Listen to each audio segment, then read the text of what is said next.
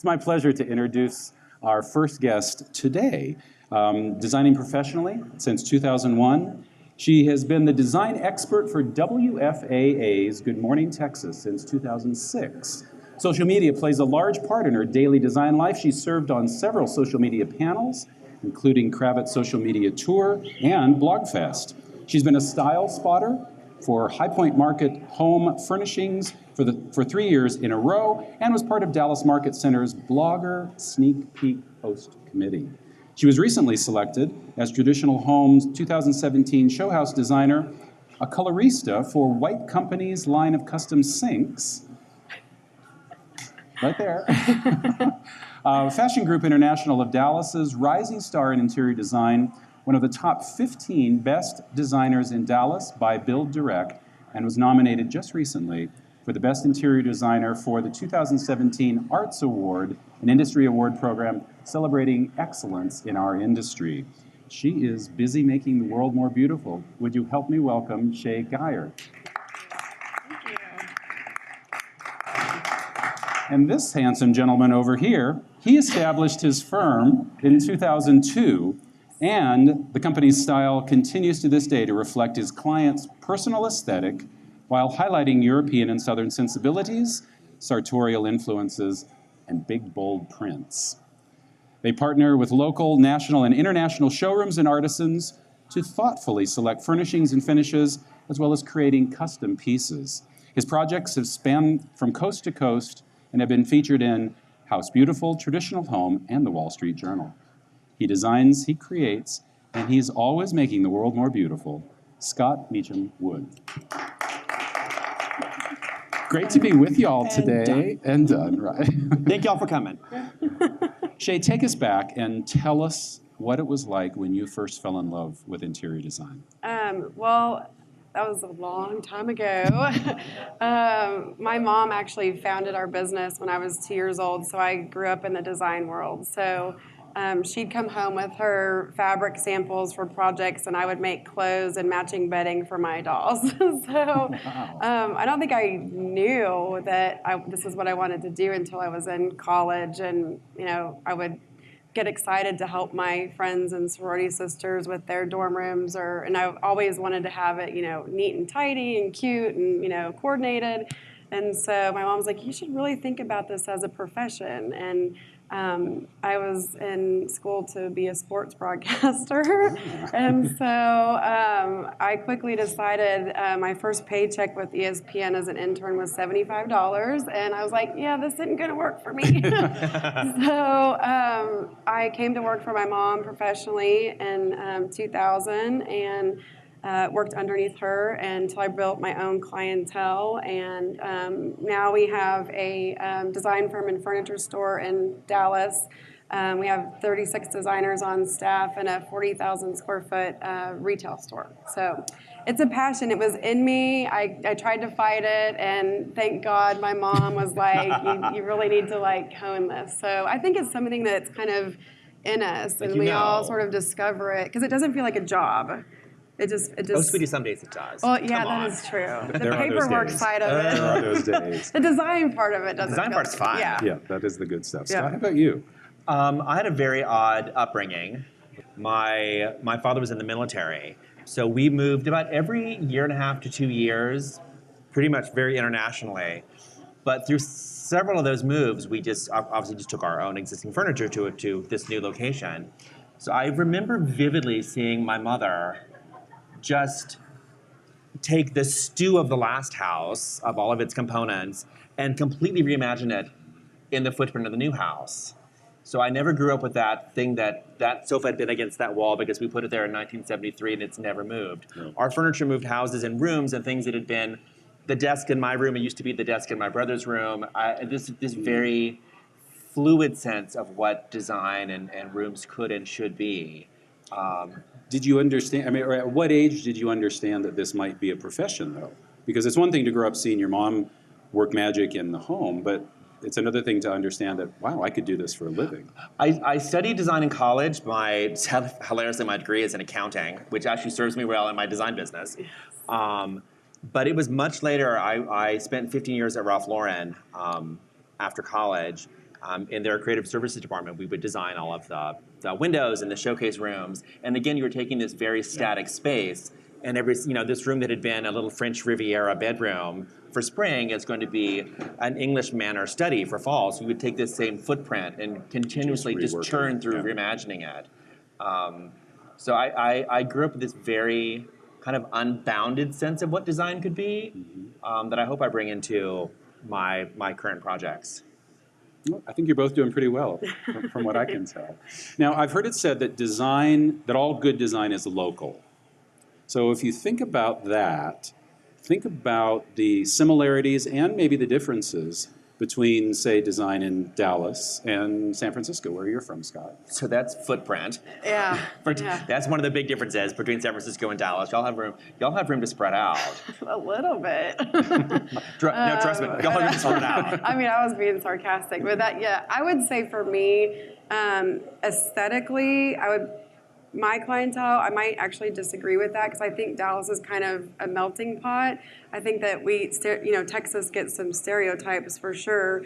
To me, I would say it's probably more about scale because we have large houses and the ceilings could be 30 feet tall in some rooms, and so what would work for a client in a loft in New York is not going to work in a 15,000 square foot home. So that would be the biggest thing, but a lot of clients are, they've come from California or we've had several huge companies just relocate their headquarters to Dallas. And so they don't, come in and be like, I want that Texas look, I want that Dallas, So I think it's really, for me, it's more about the client and their taste. And I think that's our job. I mean, Scott and I kind of talked about this last night, is that really, I feel like the mark of a really true good designer is somebody that isn't pinpointed to one specific aesthetic, but they design for each individual client. So it's our job to take what they love and what makes them feel good and put it together in a nice, pretty package for them to live amongst. So it's taking whatever their dream is. And finding the dream that's like 4 rungs above that, that they could have never thought of. Right. I think that just comes from the repetition of the work of seeing what all one could do. Yeah. And that's going to be true wherever the client is. Right, and in San Francisco, in the same way, is very much of a melting pot. Yeah. There are precious few San Franciscans who were born and grew up there. Right. So we really thrive on all those kind of mixture of aesthetic influences. Yeah.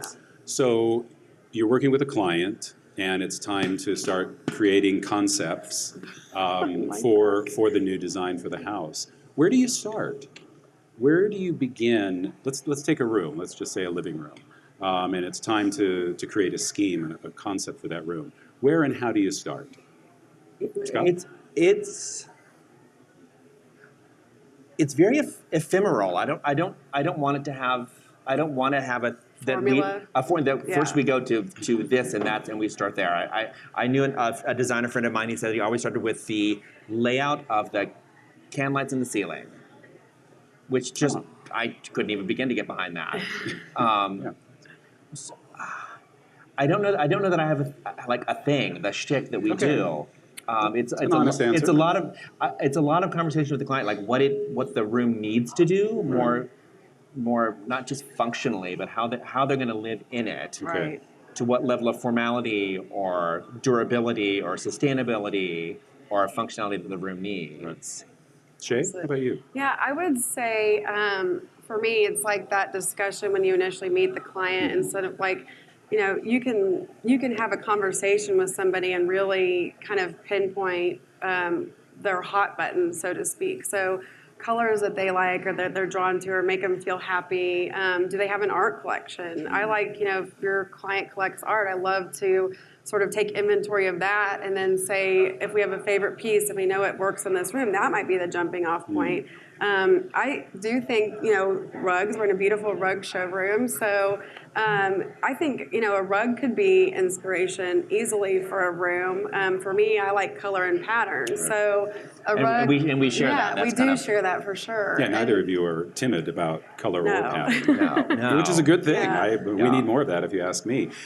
So, do you begin, if we're thinking about rugs, do you begin with an existing product, or are you always imagining new and interesting things that could be done on the floor, and then you create something special and unique for the client, or does it vary by the project? It kind of varies. Again, it depends on if it's an oddly shaped room or a non regularly shaped room. That it's not a 10 by 14. It's not a 9 by 12. It's not an 8 by 10. It's we need a 12 by 18.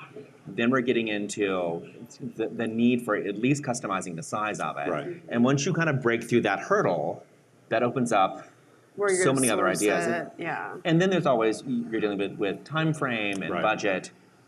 So you have to kind of play with what the kind of parameters of the project are and how big that playing field is. Yeah. Right, yeah. Pretty much the same. I would definitely agree with all your points. And then if you're, going to customize a rug, if, we're going to base it off of something that the client loves, like their color or pattern or something that's going to be that grounding, sort of focal point for the room. I would agree that I think size is the biggest thing, especially for us in Texas. I mean, most family rooms in Texas need a 10 by 14 or bigger.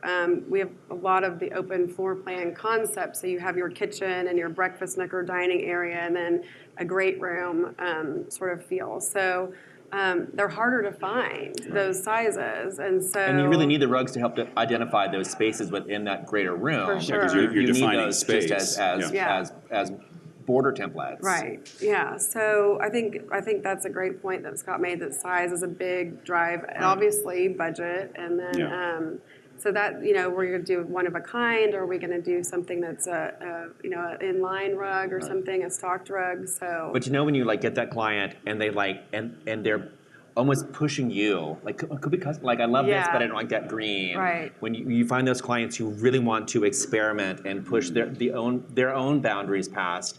I deal with clients at times who see, that hanging on a wall, and they can't see past it. They couldn't see the reverse of that. They couldn't see that gray, but the gray is a different color. Right. So when you start finding that client that really wants to get in the sandbox with you and play. Right. I think those are the fun customizing projects. I love that idea. Now, since both of you aren't timid about color, let's talk about coloration of a custom rug, because that's a huge undertaking to get the color balances right, to get the tonality correct.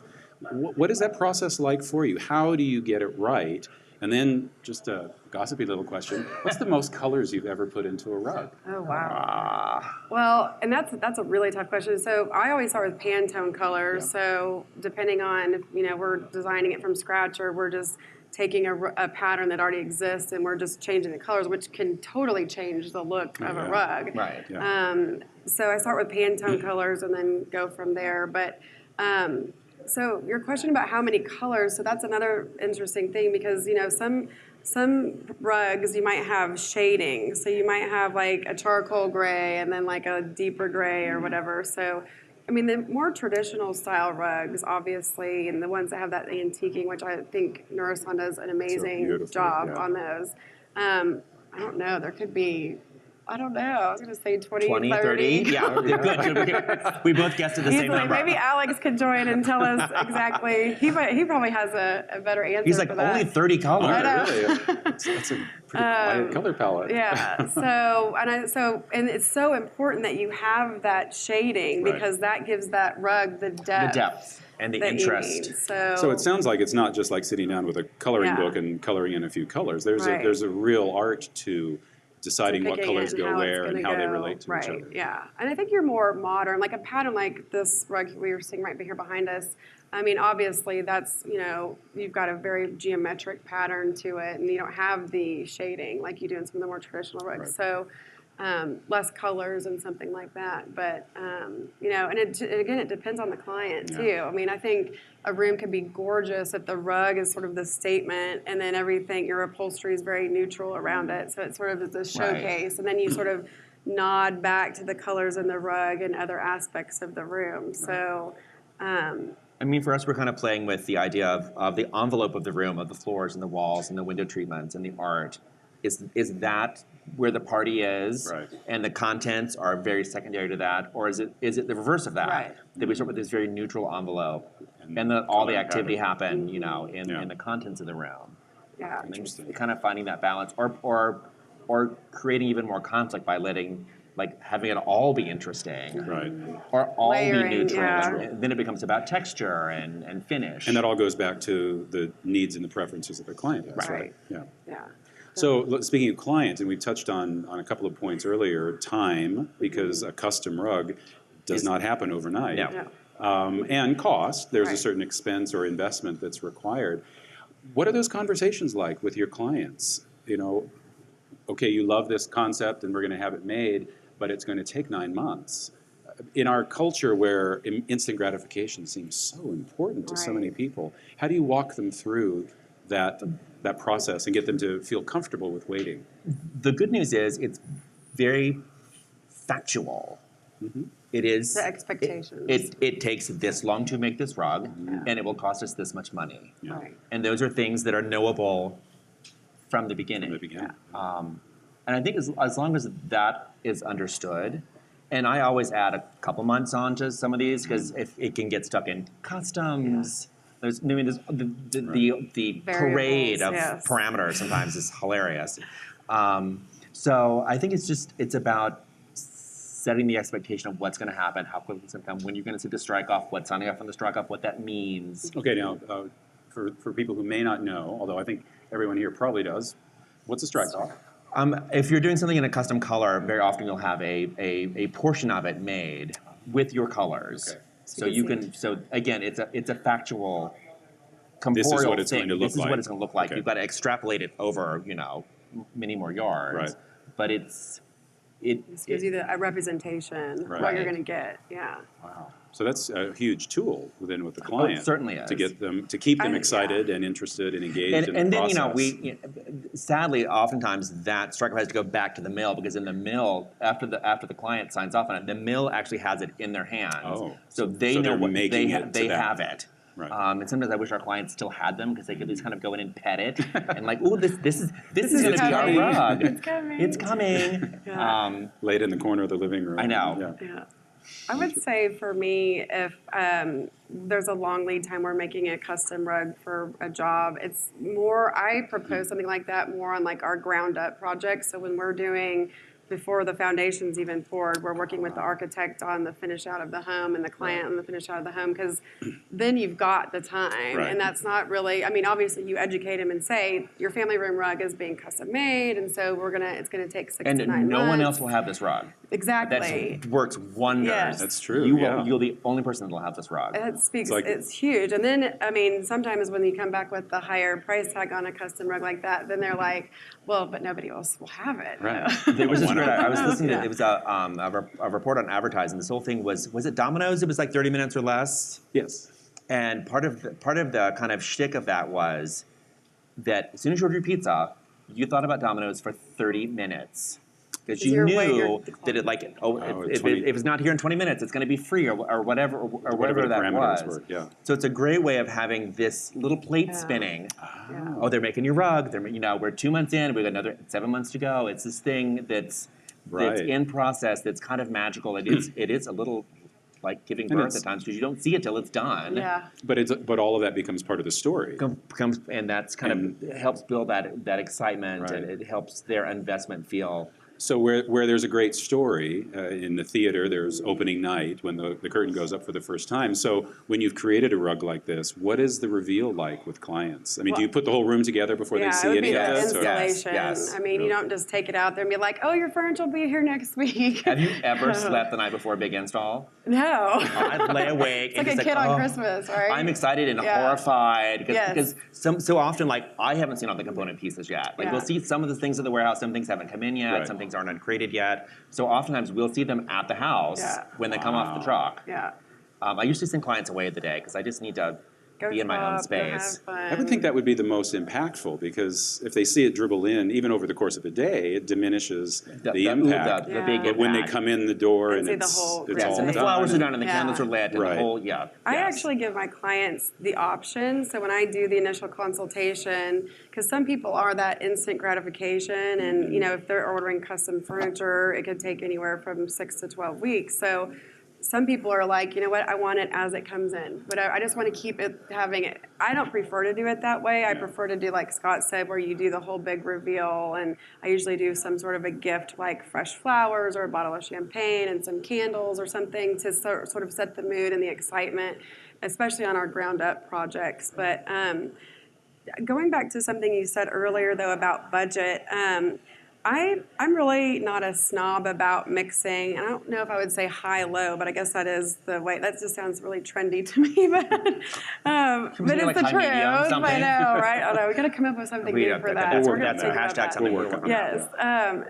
but because to me it's all about the look and the quality and how that room is going to function for the client. Our area of Dallas that we live in is a lot of young families, and so they're concerned about, my kid's going to spill Kool-Aid on this, or they're going to be eating popcorn, and so they're looking for their family rooms need to be like your performance type, something that they know is going Highly to hold up. durable. Yeah. Right. And I'm really not a big fan of like the disposable mentality of, I think if you just buy the best you can afford at the time, you only cry once. Right. And I know other designers have said that as well, but it really is so true. And when you're educating your clients on things, I mean, you know what? Spend your dollars here, and then we can go a little lower on some of the other things. And we always put a spreadsheet together for our clients that detail what's going in every room and sort of a placeholder, so they have an idea of what it is that we're looking for that's in that price range. But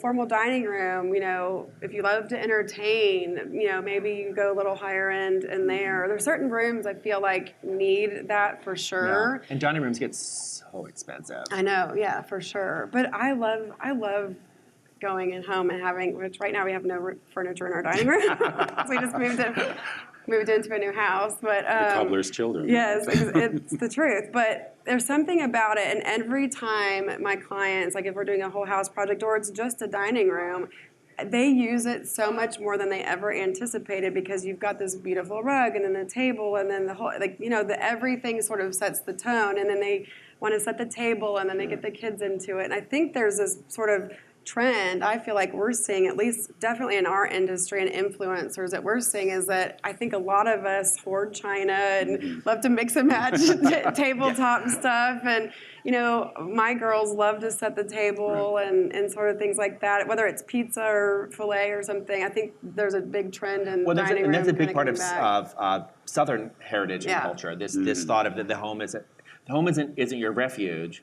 It's your stage for entertaining. Yeah. It's not the place that you close the door and hide from the rest of the world. It's the place where you invite your friends into. Yeah. And that's just two kind of different ways of thinking about your residence. So when you find people who love dining rooms, that means that they're going to get used. I used the analogy once with a client about it's like buying a tuxedo. Right. Like, you don't need one. But as soon as you have one, you end up wearing it all because the there's all the time. things that you would like kind of fake you wear around. You just kind of wear a dark suit and hope nobody notices. But once you have your tuxedo, as a gentleman, it kind of changes the way that you can live your social life. Right. Yeah. And dining rooms, for me, do the same thing. Because you're not cheating. Right. You have a dining room. Well, it's often the first room you see when you walk into somebody's house. Right. So like your entry sort of sets the tone, and then the dining room sort of invites people through your space. So. Okay, we could talk for hours. I'm having so much fun here. Can we say thank you to Scott and to Shay for their time today? And thank you to Nourison for hosting this. Thank you. Thank you. Thank you very much. Nourison.